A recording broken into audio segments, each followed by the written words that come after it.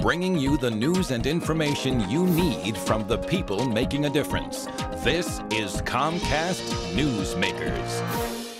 Welcome to Comcast Newsmakers. Nice to have you along this hour. And we are on location in the Spokane Transit Authority Plaza in downtown Spokane. And just because I just saw her walking by, no, this is all set up. CEO, E. Susan Meyer Thank you very much. Spokane Transit Authority. You know, there's kind of a catch-22. More people are riding the bus because the economy's kind of bad, gas is expensive, but unfortunately that means sales tax revenues are down, which means you have less money to run the buses. I think you get where I'm going with this. That's the problem. So 2011, you're looking at, you're going to have to cut some pretty serious We dollars. We are going to have to cut about $3.5 million, and that Yikes, equates that's a big to, number. It is a big number, and to give you some reference, we have 38 routes now, and we're proposing to eliminate 9 of them. Now, for some of them, we think we can make some accommodation with other routes to bring coverage to the area, but there are going to be people who are going to lose service, unfortunately. So, obviously, tough choices are going to have to be made. And I should mention, you talked about, you did have a couple choices. You could have asked people to raise taxes. You can't just do it. Right. Or live within your budget and your means, and you chose. We did decide to live within our means. There will probably be a time in the future when it's appropriate to request additional sales tax. We are authorized to levy up to 9/10 of a cent of sales tax, and that's our tax funding. We are at 6/10 now. But we decided that it really was a bad time to ask people for more sales tax. And I think people expect their governments to live within their means. Everybody else has to do it. Sure, and that's kind of universal. So then, obviously, tough choices are going to have to be made. How do you start to make those choices? Well, as staff and employees, we have developed a preliminary proposal, and it includes the specifics of what would be cut.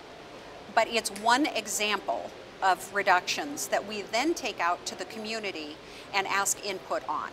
And as a result of all of that input, we'll integrate it and we'll work it and we'll brainstorm about it and we'll get more input and we'll take a final recommendation to the board in January of next year. But they're not going to be asked to approve it until March. So there's still an opportunity for input on that final proposal. Which begs the question, how do people, bus riders, people who care, how do they let you know, how do they get a look at these options and how do they let you know what they're thinking? Well, the place where we are sitting today is one of the best locations. Here in the plaza on the second floor in the rotunda is an information and education exhibit that has all of the details and cards that people can fill out to give us input. They can also call our hotline, which I'm going to have to look at. That's okay. I think I still. Oh, there it is. Yeah, I buried your phone there. I'm so sorry. 509-343-1653. They can go there and leave us a comment or an idea, or they can ask for us to send them by mail an information packet. They can go online at www.spokanetransit.com.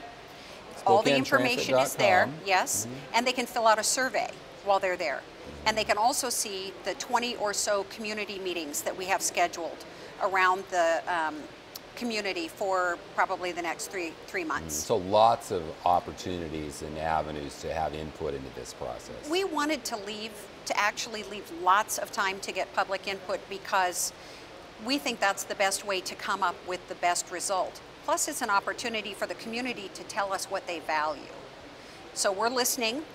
We revised the input. We revised our program in 2010 where we reduced 3% of our service based on public input, and we'll continue to be responsive to that. I have to tell you, Steve, we'd rather do anything than cut service. Sure. This is an unpleasant task. Sure. But we're going to make it through this economic trough and be ready for a better day when it comes. Yeah, and on that note, let's take a moment to cheer up, shall we? Susan, you know, we were talking about the economic forecast that I've seen. 2011, not so much. 2012, better. You were telling me Kendall Yards. I know we're just chatting now. Yes. Huge amount of people turned out at the open house. I'm not trying to plug it. No, I heard that. As cool as it is, but just that people were really out shopping for houses in a big way. Yes. This is a good thing. We hear anecdotal stories about things that are improving, and we're thrilled to hear and my friends in the Absolutely. jewelry store say people are out buying engagement rings, which good love is in the air. If that's not confidence, I don't know what. Anyway, okay. Well, you're a good sport. Thanks for being here. Thanks for tuning in. I'm Steve Mumm. See you next hour.